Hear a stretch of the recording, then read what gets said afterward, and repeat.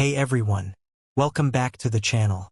Today we have a story that is absolutely nuclear. What do you do when you spend your life clawing your way up from rock bottom, only to find out your own parents and golden child brother are plotting to rob you of your $32 million empire? Let's dive into our story today. My brother was always the golden child. Parents paid his rent.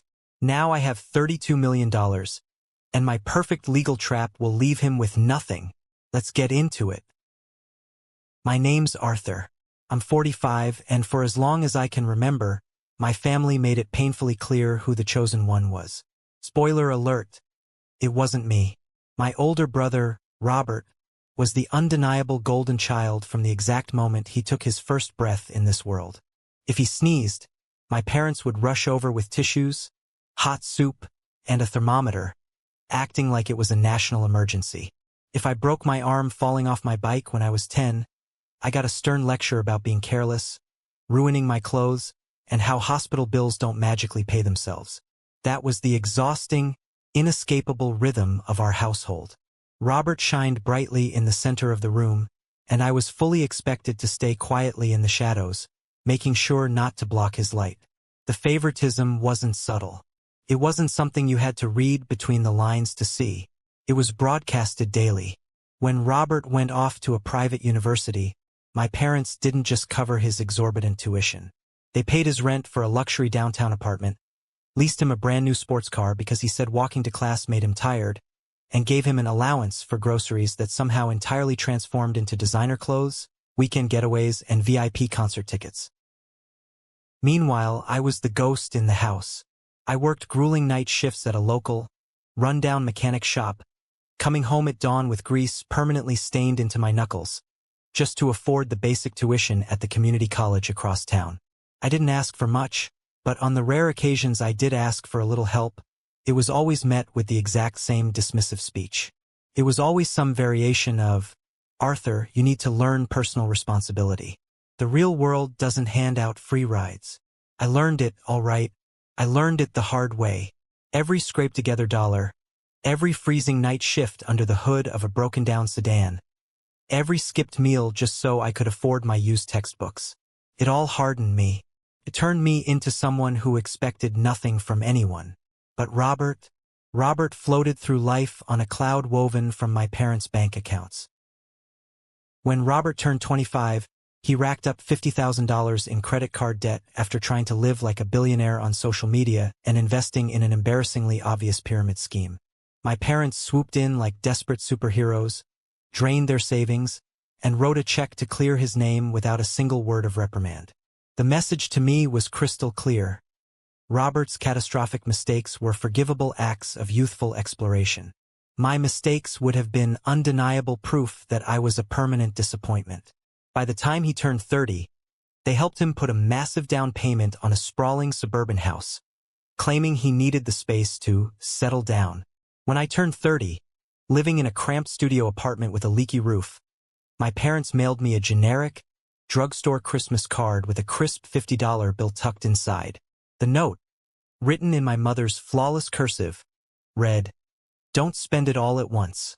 I still remember sitting on my hand-me-down mattress, holding that $50 bill, and laughing until my chest physically ached. The thing is, I had stopped expecting fairness or love a very long time ago. I learned to channel that deep, burning resentment into something else entirely. I channeled it into an absolute, relentless obsession with my work. But before I could truly rise, they had to break me down one last time. To really understand the sheer audacity of what my family did recently, you need to understand what happened 10 years ago.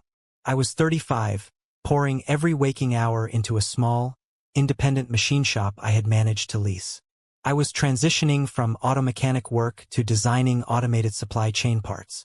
It was dangerous, heavy work. One rainy Tuesday evening, a rigged hoist snapped. A massive steel engine block came crashing down, pinning my lower body to the concrete floor. The pain was a blinding, white-hot flash that knocked the breath out of my lungs. I woke up in a sterile hospital room with a shattered femur, severe spinal compression, and a doctor holding a clipboard that basically spelled out my financial ruin. I needed multiple surgeries, months of physical therapy, and I couldn't work. The medical bills were piling up faster than I could comprehend, and my shop, the only thing I had built with my own two hands, was weeks away from foreclosure because I couldn't pay the commercial lease. I was backed into a corner. I was absolutely terrified, so I swallowed the very last shred of my pride.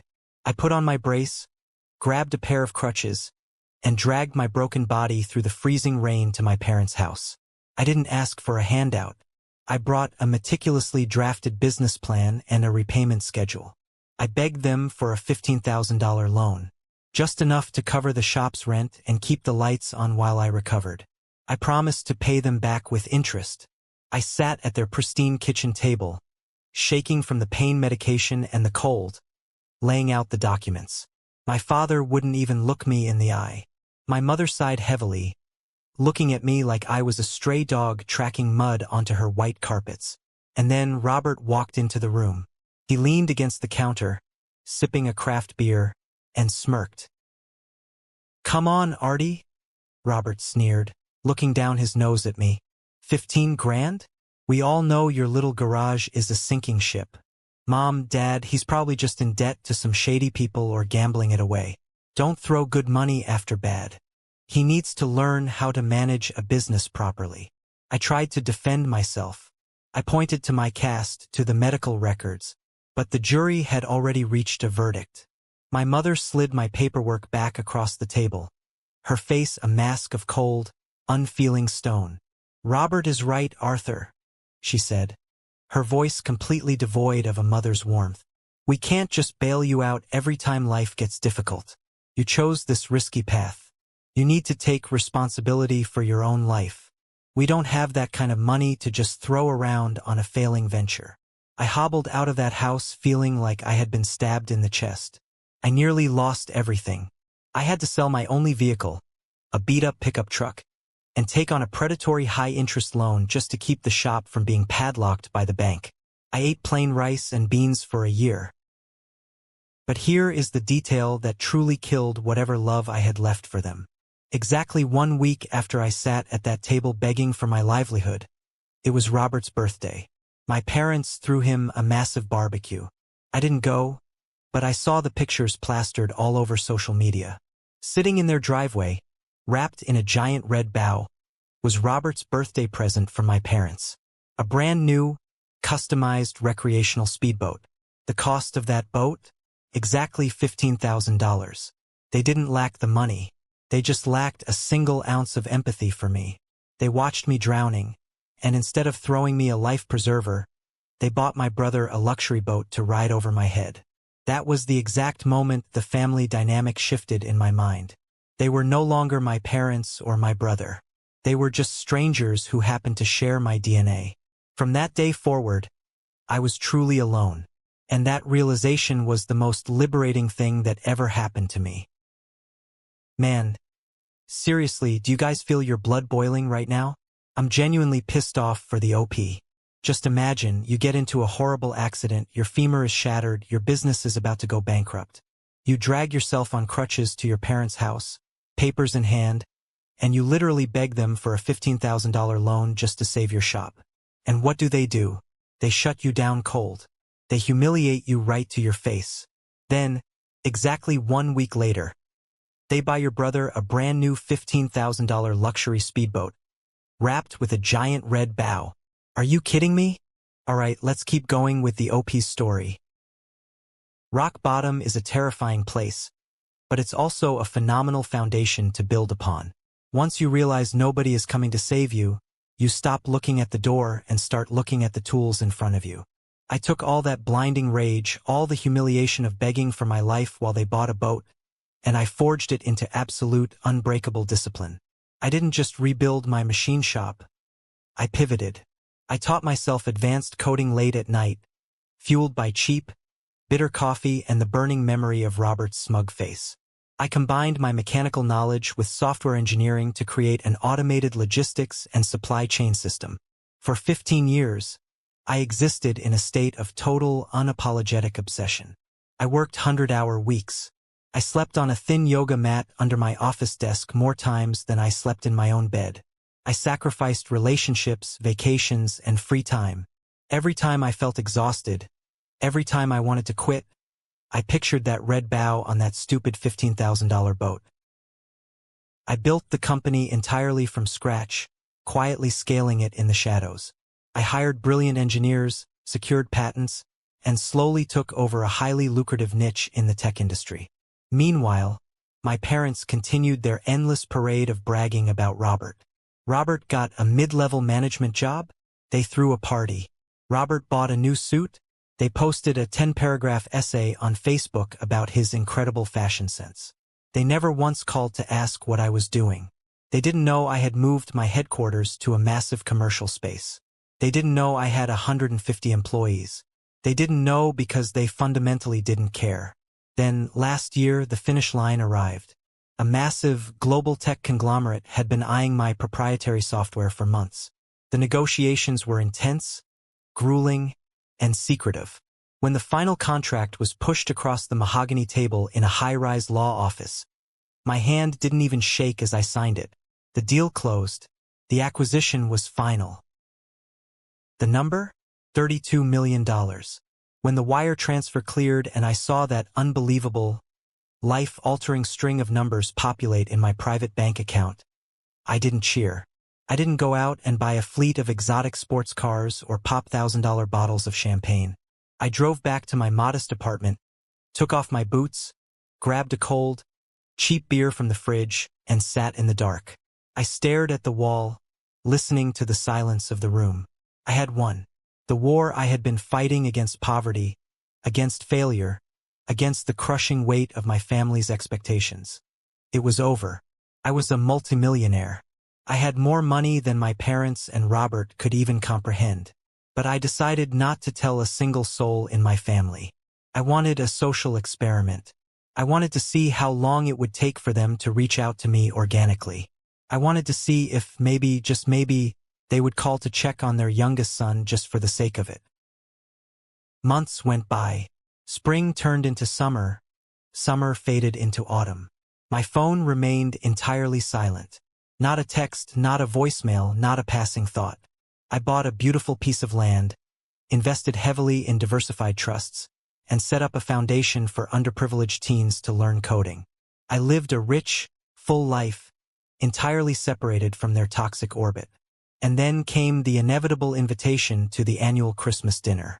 I almost didn't go, but a dark, curious part of me wanted to sit at that table one last time. I wanted to look them in the eyes, knowing what I knew, holding the power I held.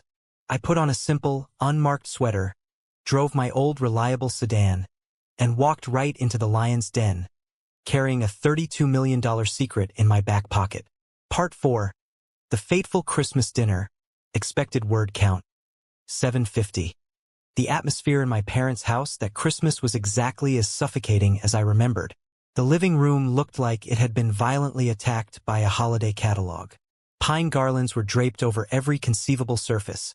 The smell of roasted turkey and cinnamon was thick in the air, and classic carols played softly from expensive wireless speakers. It was a picture-perfect American family setting, completely hollow on the inside. I took my usual seat at the far end of the long dining table, the spot designated for the afterthought. Robert, of course, held court at the center, seated to my father's right. He was wearing a custom-tailored shirt, and my eyes immediately caught the heavy, metallic gleam on his left wrist. A brand-new Rolex Submariner. No doubt another little reward quietly funded by the bank of Mom and Dad. The entire first hour of dinner was dedicated to the Gospel of Robert. I sat quietly, passing the mashed potatoes and pouring wine, listening to a grown man pushing 50 wine like a spoiled teenager. He complained endlessly about how his boss didn't appreciate his vision, how the taxes on his suburban property were absolute extortion, and how incredibly stressful it was to manage a team of 5 people. It's just exhausting, you know?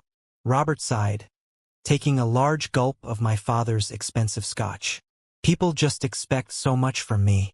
Sometimes I feel like I'm carrying the entire weight of the corporate world on my shoulders. My mother cooed sympathetically, reaching over to pat his hand. We know how hard you work, sweetie. You're so dedicated. They really don't deserve you at that company. The sheer irony of his complaints almost made me choke on my dinner roll. I took a slow sip of water, keeping my face entirely neutral. I was an observer in a bizarre play. Then, out of nowhere, the script changed. Sitting across from me was my Aunt Helen. Helen was my father's sister, a sharp, no-nonsense woman who had always seen right through my mother's theatrics. She was the only person in the extended family who had ever treated me like a human being, occasionally sending me a $20 bill during my college days. During a brief lull in Robert's complaining, Aunt Helen turned her sharp gaze down the table toward me. "So, Arthur," she said, her voice clear and carrying over the holiday music, "you've been awfully quiet down there. How are things with you? Last time we spoke, years ago, you were pouring your soul into some kind of tech and logistics project. How did that little venture pan out?" The table went dead silent. The sudden shift in attention away from Robert was almost physically jarring to my parents. My father frowned, annoyed at the interruption. My mother looked at Helen like she had just sworn in a church. Robert tilted his head, flashing a condescending, greasy smirk. "Yeah, Artie, how's the little garage shop doing? Still playing with car parts and computers?" I looked at Robert, then I looked at my mother and finally at my father. I set my fork down on my plate. The clink of the metal against the porcelain sounded like a gunshot in the quiet room. I leaned back in my chair, interlaced my fingers, and took a slow, deliberate breath. "Actually, Aunt Helen, the venture panned out incredibly well," I said, my voice completely calm, devoid of any bragging or emotion. It was a simple statement of fact. "I sold the company last year." My father scoffed, taking another sip of his scotch. "Sold it? For what? Enough to buy a used Honda?" I held my father's gaze unblinking. "No, Dad. It was a full corporate acquisition by a major tech firm. I sold it for $32 million. The air was instantly vacuumed out of the dining room. It was as if someone had hit a mute button on the universe. A fork literally slipped from my mother's hand and clattered loudly onto her plate, spraying a bit of gravy onto the white tablecloth. Aunt Helen's eyes went wide, a genuine, delighted smile spreading across her face. But the rest of my family? They looked like they had just watched a ghost walk through the wall. The silence stretched on for 5, 10, 15 agonizing seconds. The Rolex on Robert's wrist seemed to tick louder. I just sat there, perfectly still, watching the reality of my words slowly, painfully sink into their brains. The ghost had just bought the mansion, and they had absolutely no idea how to process it. Robert's face was a fascinating study in rapid psychological decay. First, all the blood drained from his cheeks, leaving him a sickly, chalky white. Then, a deep, furious red crept up his neck, mottling his skin. His mouth opened and closed silently, like a fish gasping for oxygen on a dry dock. 32. "What?" Robert stammered, his voice cracking, entirely stripped of its usual arrogant bass. "Million," I repeated, enunciating the word clearly. $32 million. It's sitting in private trusts and diversified accounts right now. That was the breaking point. It was like dropping a live grenade into the center of the holiday ham. Robert pushed his heavy oak dining chair back so violently that it tipped over and crashed onto the hardwood floor. He stood up, his hands visibly trembling, his chest heaving under his tailored shirt. And then, a 48-year-old man completely lost his grip on reality. He didn't just yell. He collapsed. Robert's knees buckled, and he dropped onto the floor, curling his hands into the expensive rug, and began sobbing. It wasn't a dignified, quiet cry. It was full-on, chest-heaving, snot-bubbling weeping. He looked exactly like a toddler who had been told Christmas was canceled forever. "That's not fair," Robert wailed from the floor, pounding his fist against the wood. "That's not fair. You can't have that kind of money. It's impossible. You're just Arthur. You fix cars." My mother rushed to him, dropping to her knees, frantically petting his hair as if he had just been physically assaulted. "Shoo, Robbie, it's okay. Breathe," she cooed. casting a venomous glare up at me. Robert scrambled to his feet, pushing my mother aside. His face was soaked with tears, his eyes wild and completely unhinged. He pointed a trembling, accusatory finger directly at my face. "You owe me!" he screamed, spit flying from his lips. "I carried this family's reputation. I did everything right. I went to the right school. I deserve that money. You need to give me at least $18 million right now. I deserve it more than you." I sat frozen, not out of fear, but out of sheer, unadulterated awe at the absolute delusion unfolding in front of me. I actually thought I had misheard him. 18 million? He was seriously demanding the lion's share of the money I bled for, simply because he existed? Before I could even formulate a response to that sheer insanity, my mother slammed both of her hands onto the dining table. The crystal wine glasses rattled violently. She stood up, leaning over the food, her face twisted into a mask of pure, unadulterated hatred. It was a look she had never given Robert, a look reserved exclusively for me. "You stole his future," she screamed, her voice shrill and echoing off the walls. "You robbed your brother of what should have been his. You deliberately hid this from us. You sat there hoarding millions while your brother stressed over his mortgage? How dare you? You planned this just to make him look bad." I looked at my father. He was staring into his scotch glass, completely silent, cowardly avoiding my eyes, just as he had done 10 years ago. I didn't yell. I didn't raise my voice. I slowly stood up, pushing my chair in neatly. I looked my mother dead in the eyes, and the temperature in the room seemed to drop 10 degrees. "Stole his future?" I asked, my voice dangerously low. "Was it fair when you paid off his $50,000 credit card debt while I was eating ramen out of a styrofoam cup? Was it fair when you bought him a $15,000 speedboat for his birthday, in the exact same week you told me to take responsibility, while I lay in a hospital bed facing bankruptcy?" My mother flinched, opening her mouth to argue, but I cut her off. "You've done everything for him," I said, looking down at Robert, who was still weeping. "And you did absolutely nothing for me. You didn't build this company. You didn't lose sleep over it. You don't own me, and you certainly don't own a single cent of my money." I turned my back on them, grabbed my winter coat from the hallway hook, and walked out the front door. As I stepped out into the freezing, swirling snow of the December night, I heard my mother screaming my name, but I didn't look back. The war had officially begun. "Wow, I'm here, not the OP. This scene is so intense. Arthur doesn't even need to raise his voice to be terrifying. It's his calm demeanor and those ice-cold words that send chills down your spine. This is exactly what everyone was hoping for. After years of being treated unfairly, the moment he stands up and speaks the truth is one of the most thrilling and satisfying moments in the entire story so far. Is anyone else like me? It's so satisfying watching Robert's and OP's moms' faces twist in shock. Let's keep going and see how this battle unfolds. I didn't sleep at all that night. I lay on the couch in my apartment, staring up at the dark ceiling, the adrenaline still pulsing violently through my veins. The image of a grown, 48-year-old man thrashing on the floor, demanding $18 million like it was a God-given birthright, played on an endless, looping reel in my mind.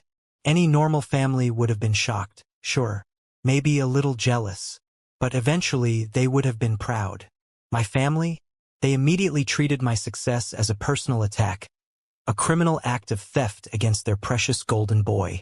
I thought, perhaps naively, that the morning light might bring them some shame. I thought they would wake up, realize the absolute absurdity of their behavior, and feel embarrassed. I was dead wrong. 2 days later, my phone buzzed on the kitchen counter. The caller ID flashed my mother's name. I let it ring 3 times before I hit accept. I didn't say hello. "Have you thought about what we said?" my mother demanded. No greeting, no asking if I got home safe in the snow. Just a cold, hard business transaction. "About what?" I replied, feigning ignorance just to hear her say it out loud. "Don't play dumb with me, Arthur," she snapped, her tone dripping with toxic authority. Your brother is in pieces. He hasn't slept in 2 days. He had to take time off work because he's so traumatized by your betrayal. We have always taught you that family comes first. Your brother has carried the social weight of this family for decades. Give him the 18 million so he can feel secure, or you will deeply regret turning your back on your own blood. I gripped the edge of the kitchen counter so tightly my knuckles turned white.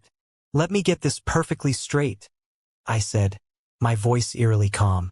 You are giving me an ultimatum to hand over $18 million. Money I bled for, money I spent 15 years building, just because Robert threw a temper tantrum? You're being greedy and selfish, she shrieked into the receiver. It's just money. You don't even know what to do with it. If you don't do the right thing, you will suffer the consequences, Arthur. Do not ever call this number again, I said, and firmly pressed end. That was the match that lit the powder keg. By the next afternoon, the smear campaign had launched with military precision. My mother and Robert immediately went to work, calling every aunt, uncle, cousin, and family friend in our directory. They didn't tell the truth, of course. They spun a masterful, completely fabricated narrative. To hear them tell it, I was a sociopathic, heartless billionaire miser. They told everyone that Robert was on the verge of losing his home. A lie? He lived in a massive house they helped pay for. That his children were going to suffer? A lie? They went to private school.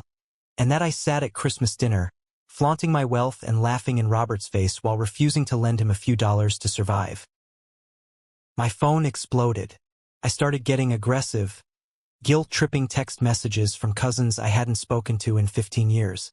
Hey Artie, heard about your payday. Pretty disgusting how you're treating your brother. Money changes people, I guess. Arthur, your mom is crying her eyes out. Be a man and help your family. You can't take it to the grave. They were poisoning the well, attempting to socially isolate me, to pressure me into caving through sheer public humiliation. They thought the threat of being the family villain would break me. But they fundamentally misunderstood who I was. I had been the villain in their story since I was born. I was completely immune to their guilt. I didn't respond to a single message.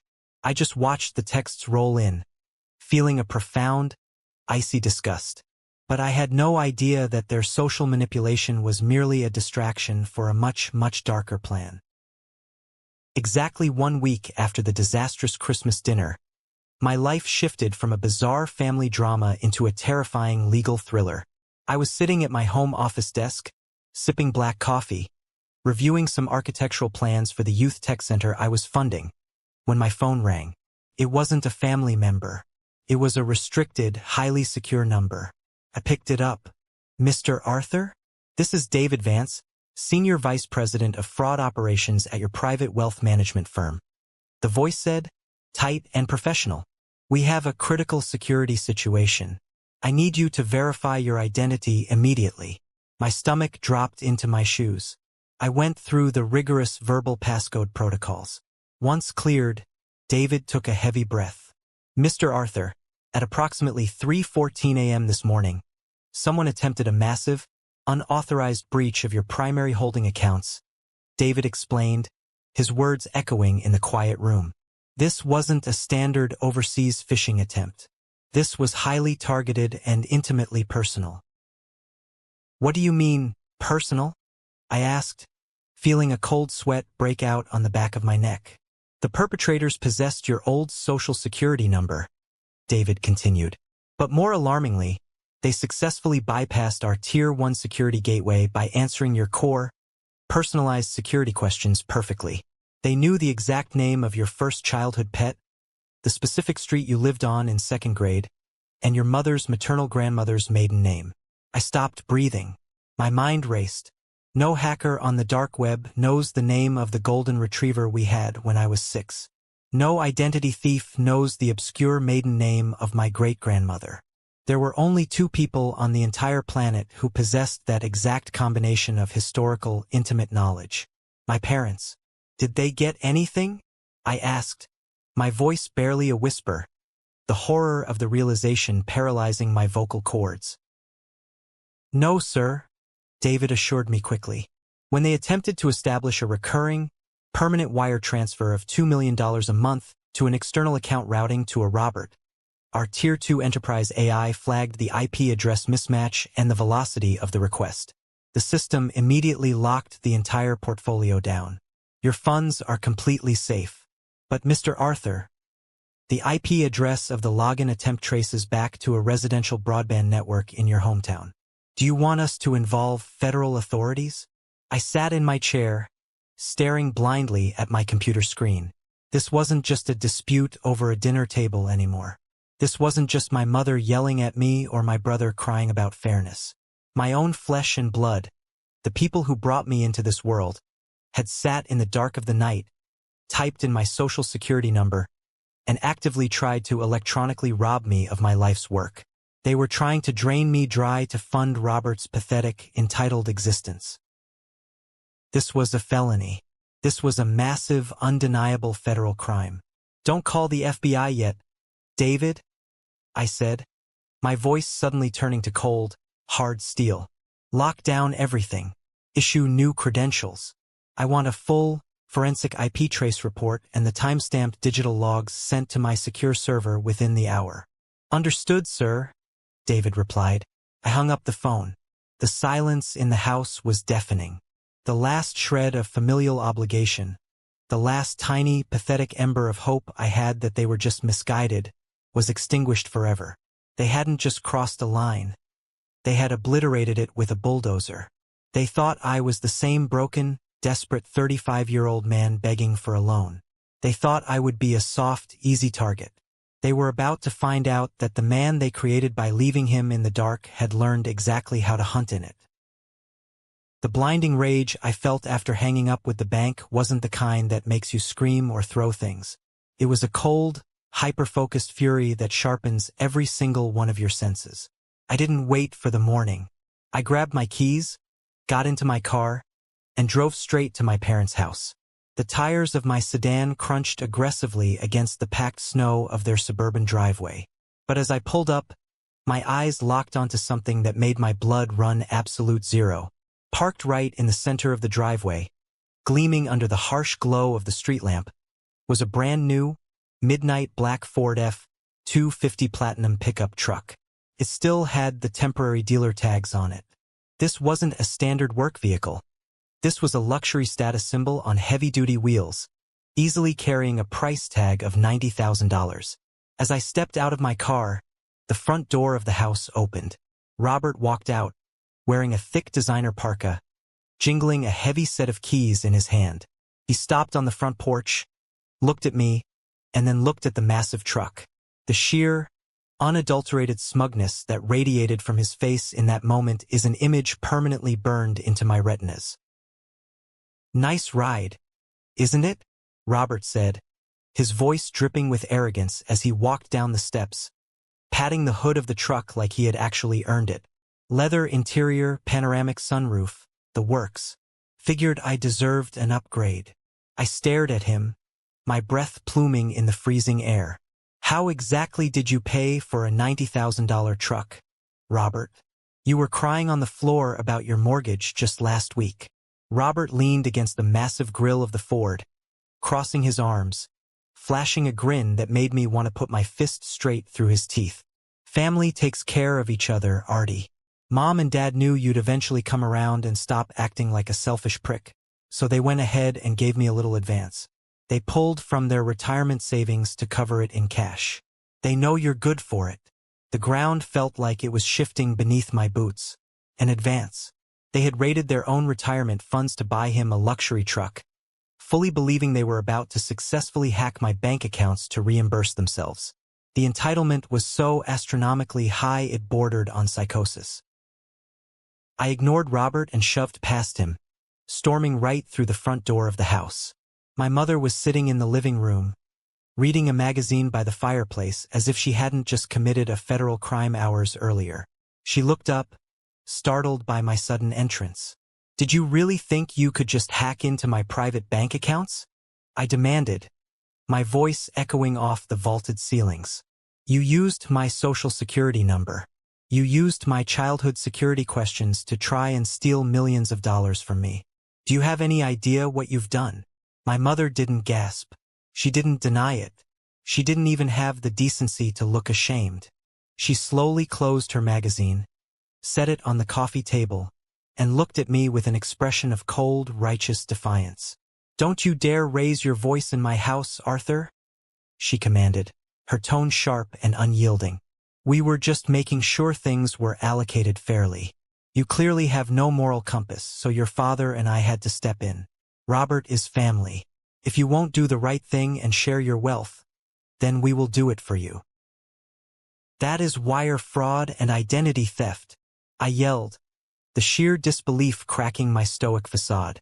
"That is a federal felony. You could go to federal prison." My mother actually scoffed. "Oh, please, you wouldn't put your own mother in jail over a little family restructuring. Besides, who would ever believe you? You're just a bitter, jealous mechanic who got lucky. Now get out of my house before I call the police." Hold on a second. This scene is really heavy. Guys, OP is truly deeply hurt. What would you do if your own mother threw you out like a piece of trash? Would you choose to cut off the entire relationship? Or would you try to empathize with their feelings because no matter what, she's still your mother? Drop your opinions in the comments, and let's continue together. For the next 4 days, I completely isolated myself. I didn't go to my office, I didn't answer emails from my investment partners, and I certainly didn't answer my phone, which continued to light up with vile texts from manipulated relatives. I locked the doors of my apartment, closed the blinds, and sat in the quiet dark. I'm a 45-year-old man who has seen his fair share of hardship. I've had my body crushed by an engine block. I've faced the terrifying abyss of bankruptcy, and I've eaten out of garbage cans in my darkest hours. But nothing, absolutely nothing, prepares a man for the profound, suffocating realization that his own parents view him merely as an ATM to be violently cracked open. It was a very specific type of grief. I was mourning people who were still alive. I was mourning the phantom idea of a mother and father that I never actually had. I remember sitting at my kitchen island at 2 in the morning, staring at a faint, jagged scar on my forearm from my mechanic days. I traced it with my finger. I had earned that scar. I had earned my $32 million, and they thought they could just take it. On the 5th day, the crushing weight of the depression lifted, rapidly replaced by a hyper-rational, icy state of calculation. I didn't want to cry anymore. I didn't want to yell.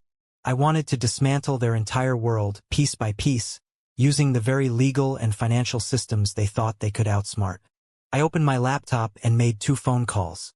The first call was to my corporate attorney, a woman named Sarah. In the tech logistics world, Sarah was known simply as the Shark. She was 50 years old, possessed a brilliant, ruthless legal mind, and drank her coffee black. When I explained the situation, the Christmas dinner, the hacking attempt, the confession, and the smear campaign, she didn't offer me emotional sympathy. She offered me a battlefield strategy. "Arthur," Sarah said, her voice crackling over the phone with absolute authority, "family disputes are messy because people let emotions steer the ship. We are not going to do that. We are going to build an impenetrable fortress around your assets, and then we are going to drop a legal anvil on their heads. They want to play the victim? We are going to give them a sworn deposition." The second call was to a private investigator Sarah highly recommended. His name was Marcus, an ex-federal financial fraud examiner who specialized in following digital paper trails. I didn't need him to follow my brother's car or take photos through windows. I needed him to definitively, legally prove exactly what my parents and brother had done, securing evidence that would hold up under the brutal scrutiny of a civil courtroom. I gave Marcus the contact information for my bank's fraud department, the VIN number of Robert's new Ford F-250 that I had memorized in the driveway, and a blank check. "Find everything," I told him. "Leave no stone unturned." The grief was gone. In its place was a machine, meticulously engineered to protect what was mine and to ensure that the golden child and his enablers faced the absolute, devastating consequences of their own unbridled greed. The next 3 weeks were a masterclass in aggressive wealth protection and forensic investigation. I spent hours sitting in Sarah's sleek, glass-walled conference room, signing stacks of legal documents. First, we locked the vault. Under Sarah's direction, I moved my entire $32 million portfolio out of standard private wealth accounts and into a complex, multi-layered architecture of irrevocable trusts and holding companies located in highly secure jurisdictions. I legally removed myself as the direct owner of the capital, assigning it to corporate entities that I managed. Even if my parents somehow hired a miraculous lawyer, they couldn't sue me for money I technically didn't own on paper. The fortress was sealed. Next came the paper trail. I hired a forensic accountant to go through 30 years of my parents' financial history, which was remarkably easy given they had stupidly linked me to one of their minor checking accounts when I was 18 and never removed my name. The accountant created a massive, comprehensive Excel spreadsheet. It documented every single handout, bailout, and gift they had ever given Robert. The $50,000 credit card debt, the down payment on his house, the $15,000 speedboat, the lease payments on his cars. It amounted to over $400,000 in undocumented gifts over 20 years. It was the ultimate, undeniable proof of their extreme favoritism, ready to be weaponized against their narrative that Robert was a hard-working victim. But the real killing blow came from Marcus, the private investigator. Marcus walked into Sarah's office 2 weeks later, dropping a thick, manila folder onto the conference table with a heavy thud. He didn't smile. He just opened the file. "They are incredibly sloppy, Arthur," Marcus said, pulling out a stack of documents. "First, I liaised with your bank's cybersecurity team. We obtained the subpoena-ready digital logs of the hacking attempt. The IP address definitively traces back to the router installed at your parents' residential address. Furthermore, the device used to input your social security number was a desktop computer registered in your father's name." Marcus pulled out a second document. It was a copy of a dealership invoice. "This is the Holy Grail," he continued, pointing a pen at the highlighted numbers. "I tracked the sale of the Ford F-250 Platinum. It was purchased for $92,500. It was paid for in full via a cashier's check drawn directly from your parents' joint retirement savings account. The timestamp on the cashier's check is exactly 14 hours after they attempted to breach your bank accounts. They literally spent the money assuming they had already stolen yours to replace it." I looked at the documents. It wasn't just evidence. It was a perfectly crafted noose. They had executed a premeditated plan to rob me, and they had left a digital and paper trail a mile wide. "So, what's the next move?" I asked, looking at Sarah. "Do we call the police?" Sarah leaned back in her leather chair, a dangerous, calculating glint in her eye. "No. If we go to the police, the state takes over. It becomes a slow, quiet criminal matter, and your brother gets to play the tragic figure whose parents made a mistake. We aren't doing that. We are going to file a massive civil lawsuit against all three of them for attempted fraud, misappropriation of identity, and intentional infliction of emotional distress. We are going to drag them into a mediation room, and we are going to legally strip them of their dignity. But before the lawsuit hit, I had one final, personal piece of business to handle. I needed to destroy the smear campaign Robert had built. I was going to fight their lies, not with shouting, but with blinding, undeniable truth. OP has truly undergone a complete transformation. He's no longer sitting around complaining. He turned all that pain into action. The way he matured was incredibly painful. From a boy who still clung to a faint hope, he has become a cold, decisive man. Honestly, if it were me, I don't know if I could stay calm enough to do what he did. What about you guys? Has anyone ever felt like they lost their family in this way? Drop your stories in the comments and tell me. For weeks, Robert and my mother had been playing the victims, calling every relative and family friend to paint me as a greedy, sociopathic billionaire who had abandoned his struggling family. My reputation among the extended family was in tatters. But I knew something they didn't. Fighting rumors with defensive arguments only makes you look guilty. The only way to kill a lie is to overwhelm it with a massive, unassailable truth. I reached out to a contact at a prominent regional business and lifestyle magazine. They had been begging me for an exclusive profile ever since the news of my $32 million acquisition leaked in corporate circles. I finally agreed to sit down with their senior editor. I didn't use the interview to bash my family. In fact, I barely mentioned them. Instead, I told the absolute unfiltered truth about my journey. I talked about working the night shifts at the auto shop with grease under my fingernails. I talked about the devastating accident that crushed my legs, the terror of facing bankruptcy, and the agonizing physical therapy I endured alone.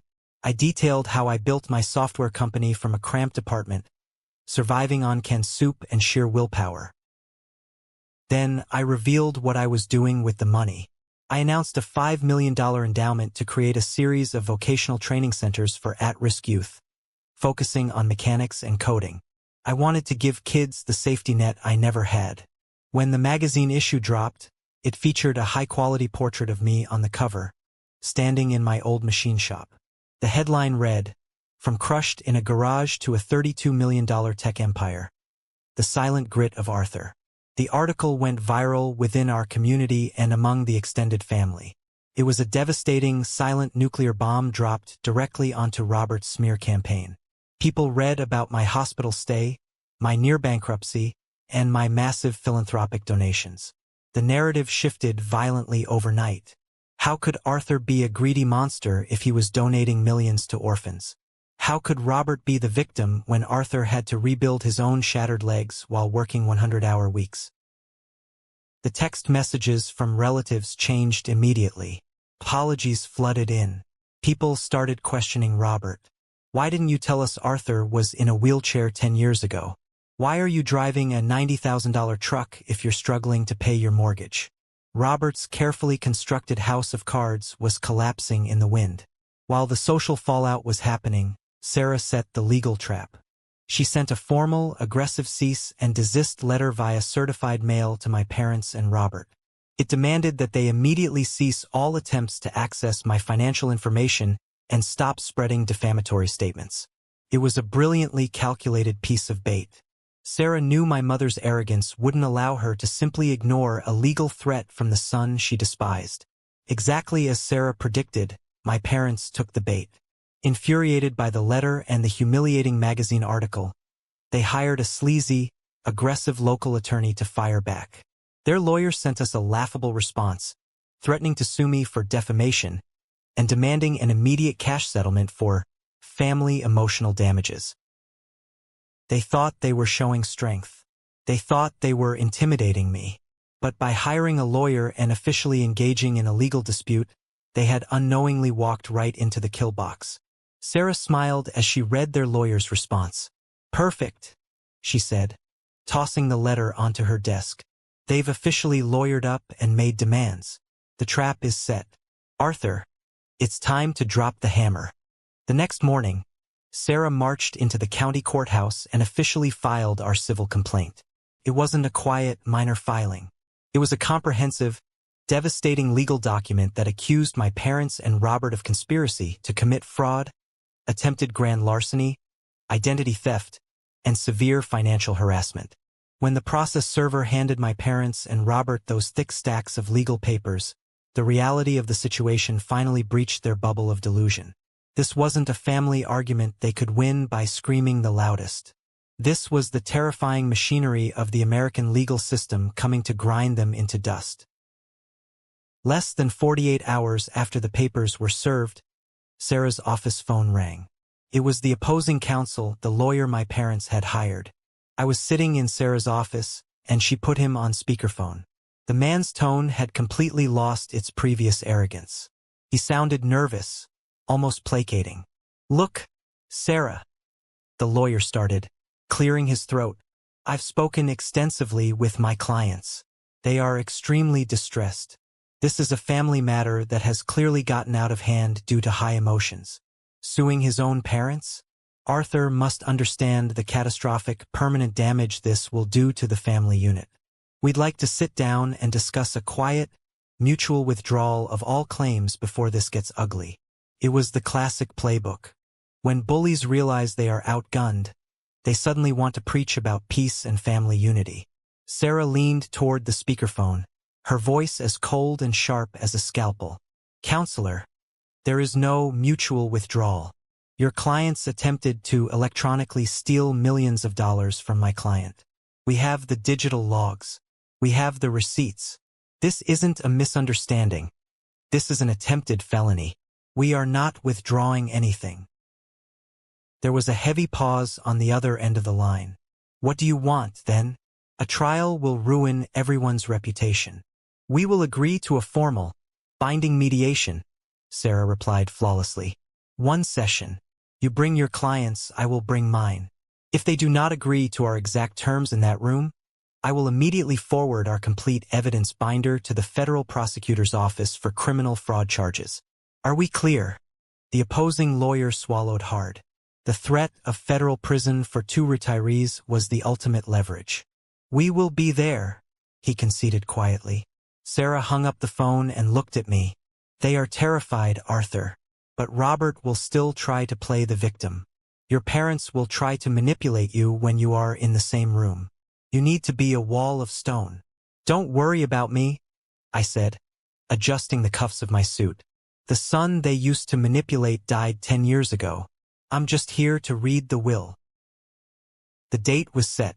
The venue was a sterile, highly secure conference room in a neutral downtown arbitration building. It was time to pull back the curtain and force the golden child to look at his own pathetic reflection.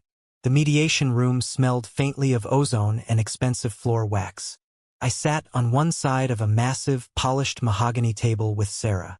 Across from us sat my father, my mother, and Robert, flanked by their visibly sweating attorney. A neutral, retired judge sat at the head of the table as the mediator. My family looked terrible.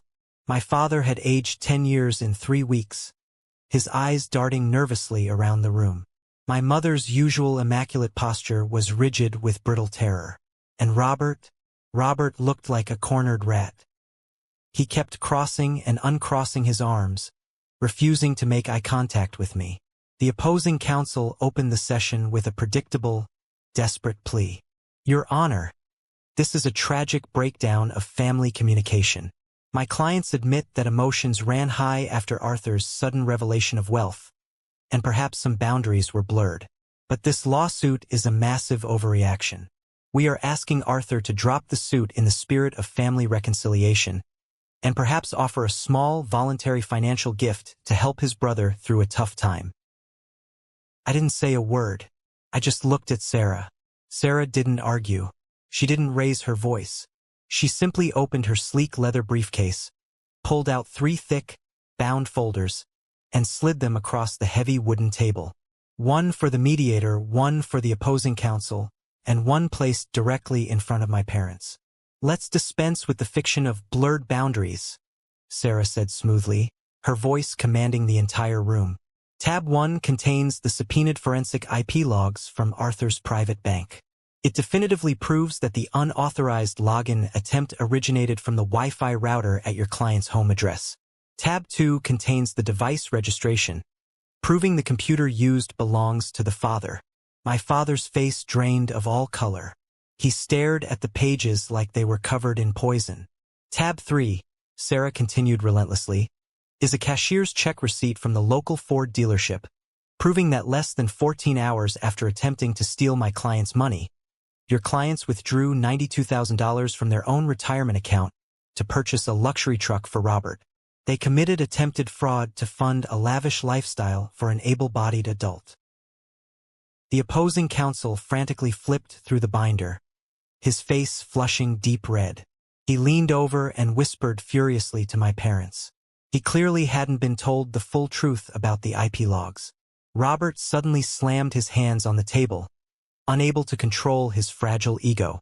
"He has $32 million, Robert shrieked, his voice echoing in the sterile room, pointing a shaking finger at me. "I didn't do anything wrong. I'm the one who did everything right. I gave you grandchildren. I carried the family name. I deserve a piece of that money. I deserve it." "You deserve nothing," Sarah barked back, slamming her hand flat on the table, instantly silencing him. She pointed directly at Robert. "Tab 4. It's the digital footprint showing that your mobile phone was connected to that exact Wi-Fi network at 3:14 a.m. during the hacking attempt. You were in the room, Robert. You are an accessory to attempted wire fraud. Robert's mouth snapped shut. His eyes widened in absolute, paralyzing horror as he realized his own digital trail had doomed him. He literally shrank down into his leather chair. My mother, realizing the walls were closing in, completely broke down. The arrogant matriarch vanished, replaced by a sobbing, desperate woman.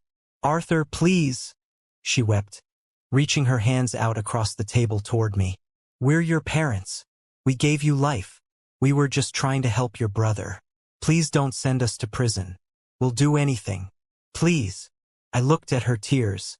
10 years ago, those tears might have moved me, but all I saw was the red bow on a $15,000 speedboat. "You didn't care if I lost everything, Mom," I said, my voice eerily calm and devoid of any pity. "You only care now because you got caught. I don't want to send you to prison, but you are going to pay for what you've done." I nodded to Sarah. It was time for the final terms. Sarah pulled out a final, single sheet of paper and slid it toward their attorney. "These are our non-negotiable terms," Sarah stated, her tone absolute. 1. Your clients will sign a sworn, legally binding admission of guilt regarding the unauthorized access of Arthur's accounts. 2. They will reimburse Arthur for every single cent of his legal and investigative fees, totaling $45,000, payable immediately. 3. They will sign a permanent, irrevocable restraining order, legally barring them from contacting Arthur, his businesses, or his financial institutions ever again. If they violate this order, or if they refuse to sign right now, we walk out that door and hand the evidence binder to the FBI. The room was dead silent. The mediator looked at the opposing counsel and simply nodded. There was no defense. It was total, unconditional surrender. My father's hands shook violently as he took the pen from his lawyer. He signed his name without reading the document. My mother signed next, tears staining the heavy paper, refusing to look at me. Finally, the paper was slid over to Robert. The golden boy hesitated. He looked at the paper that officially stripped him of his victimhood, his entitlement, and his pride. With a trembling, defeated hand, he scrawled his signature. As Sarah gathered the documents, sealing their fate, my mother looked up at me. Her eyes were red, filled with a toxic mixture of shame and venom. "You've destroyed this family, Arthur," she hissed, her voice trembling. "I hope your money keeps you warm at night." I stood up, buttoning my suit jacket. I looked down at the three of them, broken and pathetic in their expensive clothes. "No, Mom," I said, my voice ringing with absolute, unshakable clarity. "You destroyed this family when you chose greed over your own son. I just stopped letting you take me down with you." I turned around and walked out of the mediation room. I didn't look back. The aftermath was swift and brutal. To pay my legal fees and replenish his parents' decimated retirement accounts, Robert was forced to immediately sell his precious $90,000 Ford truck at a massive depreciation loss. The community and our extended family, having read the magazine article and caught wind of the humiliating legal settlement, completely alienated them. The golden glow around Robert was permanently extinguished, replaced by the shameful reality of a middle-aged man who tried to rob his own brother. As for me, I walked out of that arbitration building and into the cold, crisp winter air. I took a deep breath, filling my lungs with the sensation of absolute freedom. I got into my car and drove back to the life I had built with my own two hands. I continued to grow my investments. I watched the youth centers flourish, and I built a new family of friends and colleagues who respected my character, not my bank account. I learned the hardest, most valuable lesson a man can ever learn. Family isn't determined by blood or a shared last name. True family is determined by mutual respect, loyalty, and love. And if the people who share your blood decide to treat you like a target, you owe them nothing but the door. I survived the shadows, I built my empire in the dark, and now, I finally get to live entirely in the light. Amazing. Seriously amazing. And that final reconciliation scene in the courtroom, where the golden child was forced to sign the permanent no-contact agreement while the mother was crying, We're your parents? That's karma. You guys agree with me, right? Now let's go through some comments I know you're all thinking. Reddit user Lucas87. Not wrong at all. The parents created this monster by spoiling Robert rotten and treating Arthur like the unwanted child. The hacking plot went way too far. Arthur's legal trap was absolutely perfect. Hope Robert enjoys the money from selling that old truck, because that's all he's getting. I completely agree. They're not the victims here. They tried to commit federal wire fraud against their own son. After that, there's no reason left to call them family. Reddit user Pitago Justice. A little wrong. Yeah, their parents were unfair, but completely cutting them off and making them pay $45,000 in legal fees seems pretty vindictive. They're still your parents. Maybe a smaller settlement would have been more mature. Oh please. They tried to steal millions of dollars through electronic fraud. Vindictive would have been calling the FBI right away. OP showed incredible restraint by handling it peacefully and letting them keep their freedom. Maturity is not letting someone rob you just because you share blood with them. Reddit user Flower Memo. The $15,000 boat story keeps haunting me. Arthur secretly building that for 15 years is the most gangster move I've ever read on this subreddit. Exactly. That boat moment was when the mask finally came off. Everything after that was just an unstoppable reversal of power. Like a car with no brakes speeding toward a cliff. Reddit user Family First or Last. This is exactly why I went no contact with my own parents. The whole golden child thing destroys everything. Proud of Arthur for choosing himself. Same here. Sometimes the most loving thing you can do for yourself is to close the door on people who only open it when they want something from you. In the end, OP didn't destroy the family. The parents did that the day they chose greed over their own son. He just refused to be their victim anymore. If you've ever been the forgotten sibling, drop your story in the comments. If you're new here, hit subscribe, turn on notifications, and I'll see you in the next episode, where the drama gets even darker. Stay strong, everyone. Peace out.